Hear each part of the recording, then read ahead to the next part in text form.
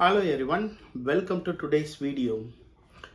So இன்னைக்கு video போகிறதுக்கு முன்னாடி நிறைய பேர் என்கிட்ட கேட்குற கொஸ்டின் என்னன்னா, நான் இந்த ப்ராவின்ஸில் இருக்கேன், நான் எதுக்கு எலிஜிபிள், அந்த மாதிரி நிறைய கொஸ்டின்ஸ் கேட்பீங்க. ஸோ உங்களுக்குலாம் சொல்கிறது என்ன அப்படின்னா, உங்களுக்கு ஐஆர்சிசிலேயே ஒரு வெப்சைட் இருக்குது, அதோட லிங்க் நான் டிஸ்கிரிப்ஷனில் கொடுக்குறேன். அதில் போயிட்டு உங்கள் எக்ஸ்பீரியன்ஸ் என்ன, நீங்கள் என்ன ப்ராவின்ஸில் இருக்கீங்க, அந்த மாதிரி சில இன்ஃபர்மேஷன் கொடுத்தீங்கன்னா மேலோட்டமாக நீங்கள் என்ன பாத்வேக்கு எலிஜிபிள் அப்படிங்கிறத அந்த லிங்க்கில் சொல்லும். ஸோ அது ரொம்ப ஹெல்ப்ஃபுல்லாக இருக்கும். ஸோ இல்லை அப்படின்னாலும் கண்டிப்பாக நிறைய இன்ஃபர்மேஷன் இருக்கும். நானும் எனக்கு தெரிஞ்ச இன்ஃபர்மேஷன் நீங்கள் கமெண்ட் பண்ணும்போதோ மற்றபடி கம்யூனிகேட் பண்ணும்போதோ நான் ரெஸ்பாண்ட் பண்ணுறேன். ஸோ இன்றைக்கி நம்ம வீடியோவில் ரொம்ப ரொம்ப ஒரு முக்கியமான ஒரு சென்சிட்டிவ் டாபிக் தான் பார்க்க போகிறோம். கண்டிப்பாக வீடியோக்குள்ளே போகலாம் இப்போது. ஸோ நீங்கள் வீடியோ போகிறதுக்கு முன்னாடி நீங்கள் நம்ம சேனலில் புதுசாக வரீங்க அப்படின்னா, நம்ம கனடா இமிக்ரேஷன் பற்றி, கனடாவில் நடக்கிற விஷயங்கள் பற்றி, கனடா பற்றி நிறைய வீடியோஸ் நம்ம சேனலில் இருக்கும். கண்டிப்பாக உங்களுக்கு பிடிச்சிருந்துச்சுன்னா ஃபாலோ பண்ணுங்கள். வாங்க வீடியோக்குள்ளே போகலாம். ஃபஸ்ட்டு விஷயம், ரீசெண்டாக எல்லாருக்கும் கன்சர்னிங்காக இருந்த ஒரு அனௌன்ஸ்மெண்ட் ரெண்டு விஷயம் சொல்லியிருந்தாங்க. மார்ச் மாதம் ஒரு விஷயம் சொன்னாங்க. இப்போ ரீசெண்டாக Mark Miller all can't stay some can stay அப்படின்னு சொல்லியிருந்தாரு. மார்ச்சில் பார்த்தீங்கன்னா என்ன சொல்லியிருந்தாருன்னா, அவர் aim is to reduce the 6.2% temporary resident to 5% அப்படின்னு சொல்லியிருந்தாரு. நான் கூட அப்போ வீடியோ பண்ணியிருந்தேன். அப்போ டெம்பரரி ரெசிடென்ட் ரெடியூஸ் பண்ண போகிறாங்க அப்படின்னா, ஒருவேளை வர்றதை கண்ட்ரோல் பண்ண போகிறாங்களா, இல்லை இங்கே ஏற்கனவே இருக்க டெம்பரரி ரெசிடென்ட், அதாவது 6.2% டு 5%னா இவங்க ஓவரால் பாப்புலேஷன் கனடாவில், அதாவது 40 மில்லியன் பாப்புலேஷன் சொல்கிறாங்க இல்லையா, அந்த 40 மில்லியனில் 6.2% டெம்பரரி ரெசிடெண்ட்டாக இருக்காங்க. அதாவது பிஆர் இல்லாமல் ஒர்க் வீசாலேயோ இல்லை ஸ்டூடெண்ட் வீசாலேயோ இருக்க அந்த இமிக்ரன்ஸ் பார்த்திங்கன்னா 6.2% இருக்காங்க. அவங்க என்ன சொன்னாங்கன்னா, நான் 5%ஆக அதை ரெடியூஸ் பண்ணணும் அப்படின்னு சொல்லியிருந்தாங்க. அப்படி 5%ஆக ரெடியூஸ் பண்ணணும், நிஜமாகவே அவங்க ஆக்ஷன் பிளான் அதை பண்ணுறாங்களா அப்படின்னு பார்த்தீங்கன்னா, கரண்ட்டாக பார்த்தீங்கன்னா முன்ன இருந்ததை விட ஃபாஸ்ட்டாக இந்த குளோபல் டேலண்ட் ஸ்ட்ரீமெல்லாம் ஒர்க் ஆகுது. ஸோ தட் மீன்ஸ் பெரிய பெரிய கார்பரேட்ஸ்லாம் பார்த்தீங்கன்னா 20 to 30 டேஸில் ஒர்க் பெர்மிட் ப்ராசஸ் பண்ணிடுறாங்க. ஸோ இன்கமிங்கில் எந்த கண்ட்ரோலும் கிடையாது. ஸோ ஒரு சின்ன எக்ஸாம்பிளாக எடுத்துப்போமே, 2022 பார்த்தீங்கன்னா கிட்டத்தட்ட 7 lakh பீப்புள் டெம்பரரி ரெசிடெண்ட்டாக வந்திருக்காங்க ஆஃப்டர் பேண்டமிக் அப்புறம். ஸோ 2023 கொஞ்சம் குறைஞ்சிருக்கு. இப்போ 2024 அப்படின்னா ஒரு 200K மினிமம் நம்ம சொல்லிக்கலாம். 200K டெம்பரரி ரெசிடென்ட் எடுத்துகிட்டு வராங்க. கண்டிப்பாக அதிகமாக தான் இருக்கும். ஏன்னா ஸ்டூடெண்ட்டே 300K கேப் போட்டிருந்தாங்க. ஸோ ஸ்டூடெண்ட் ஒரு 300K, ஒர்க்கர்ஸ் ஒரு 50Kன்னு கூட வச்சுக்கோங்க. நான் ரொம்ப பேர் மினிமல் வச்சுக்கிறேன். 350K டெம்பரரி ரெசிடென்ட் எடுத்துகிட்டு வராங்கன்னு வச்சுக்கோங்களேன். That will increase another 8%, 0.8%. So which means 7% temporary resident கனடாவோட டோட்டல் பாப்புலேஷனில் 7% டெம்பரரி ரெசிடென்ட் ஆகிடுவாங்க. அப்படின்னா ஆஸ் பர் மார்க் மில்லர் சொன்ன மாதிரி அவங்க அவங்களோட பிளான் என்னென்னா, கிட்டத்தட்ட 7 லட்சம் டு 9 லட்சம் பீப்புளை தே வாண்ட் ரெடியூஸ். எப்படி ரெடியூஸ் பண்ண போகிறாங்க? பிஆர் கொடுக்க போகிறாங்களா? கண்டிப்பாக பிஆர் கொடுக்க சான்ஸ் இல்லை. ஏன்னு சொல்கிறேன், எல்லா பிஎன்பியும் ஸ்ட்ரிக் பண்ணிட்டாங்க. எல்லா எக்ஸ்பிரஸ் என்ட்ரிலையும் பார்த்தீங்கன்னா ட்ராஸ் இப்போ தான் ரீசெண்டாக கொஞ்சம் பல்க் ட்ராஸ் பண்ணிகிட்டு இருக்காங்க. பட் அதுலேயுமே எனக்கு ஒரு பெரிய டவுட் இருக்குது. அவங்க ஏன்னா ஃப்ராங்கோஃபோனுக்கு தான் நிறைய பண்ணுறாங்க. உங்களுக்கு எல்லாம் தெரியும், ஃப்ரெஞ்ச் தெரிஞ்சால் ஈஸியாக பிஆர் கிடச்சிடும். ஃப்ரெஞ்ச் அதனால் நிறைய பேர் படிக்க ஆரம்பிச்சிருக்காங்க. கனடா ஆஸ்பிரண்ட்டாக இருக்காங்க, கனடா பிஆர் வேணும்னு நினைக்கிறவங்க ஃப்ரெஞ்ச் படிக்க ஆரம்பிச்சிருக்காங்க. ஸோ அதனால் பார்த்தீங்கன்னா ஃப்ராங்கோஃபோனுக்கு நிறைய கொடுக்குறாங்க கேட்டகரி பேஸ்டால். பட் ஆனால் கண்டிப்பாக இது பண்ணுறதில்ல. நம்ம நார்மல் இது 510 தான் இருக்குது எக்ஸ்பிரஸ் என்ட்ரி. ஸோ இதெல்லாம் பார்க்கும்போது என்ன அப்படின்னா, கண்டிப்பாக இது ஒரு ஒரு ஆன்சரே இல்லை. அவங்க எப்படி ரெடியூஸ் பண்ண போகிறாங்கிறதுக்கு ஆன்சரே இல்லை. ஸோ இப்போ ஓகே, இப்படி எடுத்துப்போமே, ஒரு 9 lakh பீப்புளை அவங்க எலிமினேட் பண்ணணும்னு நினைக்கிறாங்க.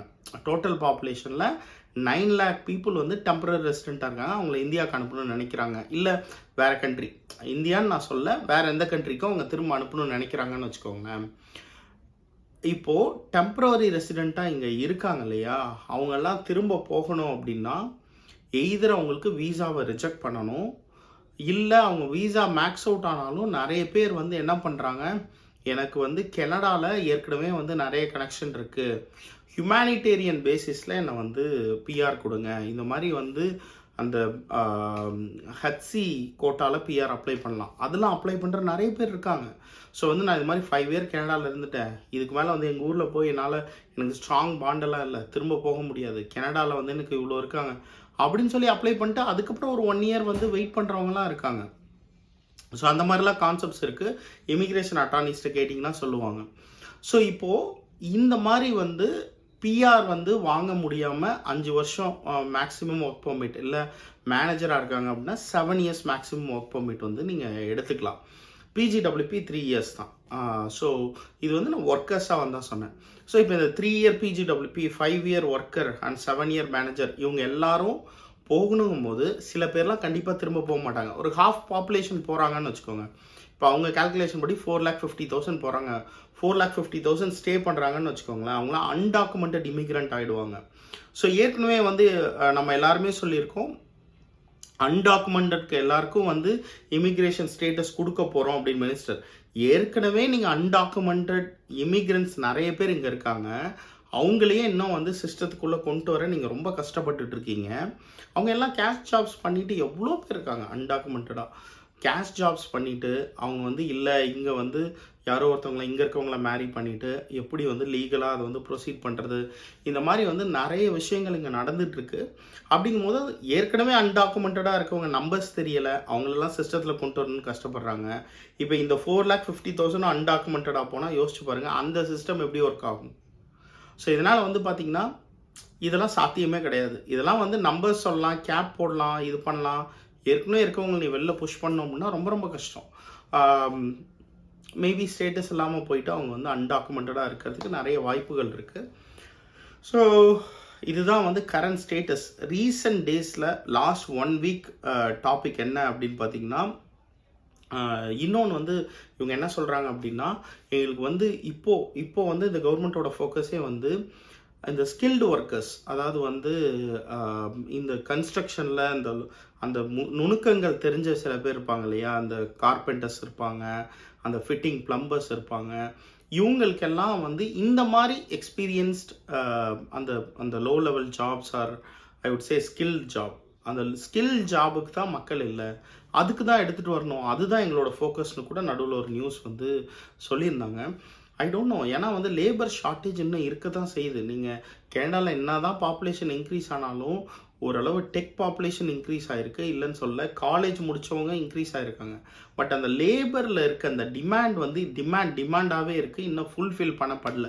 ஸோ அந்த டிமாண்ட் ஃபில் ஆகணும் அப்படின்னா இவங்க வந்து அதை ஃபோக்கஸ் பண்ணி ஃபில் பண்ணால் மட்டும்தான் இவங்களால் வந்து இந்த ஹவுசிங் க்ரைசிஸ் சரி பண்ண முடியும். ஹவுசிங் க்ரைசிஸை சரி பண்ணால் மட்டும்தான் வந்து அடுத்து இமிக்ரெண்ட்ஸை கொண்டு வர முடியும், இந்த கண்ட்ரியை வந்து டெவலப் பண்ண முடியும். நிறைய வந்து A to B, P to C இது மாதிரி நிறைய டிபெண்டன்சிஸ் இருக்குது. இவங்க வந்து இதெல்லாம் சால்வ் பண்ணாமல் நான் இமிக்ரெண்ட்ஸை மட்டும் ரெடியூஸ் பண்ண போகிறேன் அப்படின்னா அது வந்து பேப்பரில் இல்லை. ஸோ இதுதான் வந்து ரியல் ஸ்டேட்டஸ். இப்போது ரியலி கனடா வந்து இமிக்ரெண்ட்ஸை ரெடியூஸ் பண்ண போகுதா, இஸ் தட் பாசிபிள் அப்படிங்கிறத இன்றைக்கி வந்து என்னோடய டாபிக். கண்டிப்பாக வந்து நான் டீட்டெயிலாக எக்ஸ்பிளைன் பண்ணியிருப்பேன்னு நினைக்கிறேன். ஸோ கண்டிப்பாக வந்து வரப்போகிற நாட்களில் மார்க் மில்லர் வந்து என்ன சொல்கிறாரு இதை பற்றி அப்படிங்கிறத நான் க்ளீனாக ஃபாலோ பண்ணுறேன். ஏன்னா வந்து நான் டெய்லி பேசிஸ் வந்து இந்த போஸ்ட்ஸ் எல்லாம் ஃபாலோ பண்ணிக்கிட்டு தான் இருக்கேன், பட் எனக்கு தான் டைம் இல்லை. ஸோ அதனால் பார்த்திங்கன்னா இன்னொன்று வந்து முக்கியமான விஷயம் சொல்லணும்னு நினச்சது வந்து ஃபேக் டாக்குமெண்ட்ஸ். நான் எப்போவுமே சொல்கிறது அப்படி தான், ஃபேக் டாக்குமெண்ட்ஸ் போடாதீங்க. அதாவது படிக்கணும் அப்படிங்கிறதுக்காக நான் இங்கே ஒர்க் பண்ணேன் 2 இயர்ஸ், அதெல்லாம் வந்து உங்களுக்கு படிப்பில் வந்து ஆடட் அட்வான்டேஜ். இந்த மாதிரி வந்து இந்த ஸ்டூடெண்ட் இந்த ஆஃபர்ஸ் வந்து வாங்கிறதுக்கோசரம் நிறைய வந்து ஃபேக் டாக்குமெண்ட்ஸ் வந்து பண்ணுறீங்க. அது நானே வந்து நிறைய கேள்விப்பட்டிருக்கேன். ஃபேக் டாக்குமெண்ட்ஸ் மட்டும் பண்ணாதீங்க. ஸோ இப்போ ரீசெண்டாக ஒரு எக்ஸாம்பிள் வந்து ஒரு நைஜீரியன் இன்டர்நேஷ்னல் ஸ்டூடெண்ட்டை வந்து இது கனடா விட்டு கிளம்ப சொல்லி யூனிவர்சிட்டியிலேருந்து வந்திருக்கு. அவங்க ஃபேக் டாக்குமெண்ட் பண்ணியிருக்காங்கன்னு தெரிஞ்சு. ஸோ இதுதான் இனி வரும் நாட்களில் ஒரு சின்ன தவறு கூட உங்கள் அப்ளிகேஷனில் பண்ணிடாதீங்க. ஃபேக்குன்னு கூட சொல்ல மாட்டேன். மேபி தவறுதலாக ஏதோ பண்ணிட்டீங்க, டேட்டு தப்பாக போட்டிங்கன்னா கூட ஜஸ்டிஃபை பண்ண முடியாது. ரொம்ப ரொம்ப கேர்ஃபுல்லாக பண்ணுங்கள் உங்களோட அப்ளிகேஷனை. ஸோ வந்து இட் வில் லீட் டு நீங்கள் அவ்வளோ செலவு பண்ணி வந்து கடைசியாக ஒரு சின்ன தப்பு பண்ணதுனால யூ ஹாவ் டு லீவ் அப்படின்னா ரொம்ப ரொம்ப கஷ்டம். ஸோ அதனால் வந்து ரொம்ப கேர்ஃபுல்லாக பண்ணுங்கள் உங்களோட அப்ளிகேஷனை. ஓகே, நான் வந்து ஐ திங்க் இது ஒரு ஷார்ட் வீடியோ தான். கண்டிப்பாக வந்து உங்களுக்கு இன்ஃபர்மேட்டிவாக இருந்திருக்கும்னு நினைக்கிறேன். வரும் நாட்களில் இந்த ஸ்டேட்டஸ் இந்த மாதிரி டெம்பரரி ரெசிடென்ட்க்கு என்னென்ன ஸ்டெப்ஸ் எடுக்கிறாங்க அப்படிங்கிறத பார்ப்போம். ஸோ இன்னொரு வீடியோவில் மீட் பண்ணுவோம். Until then by from Tamil.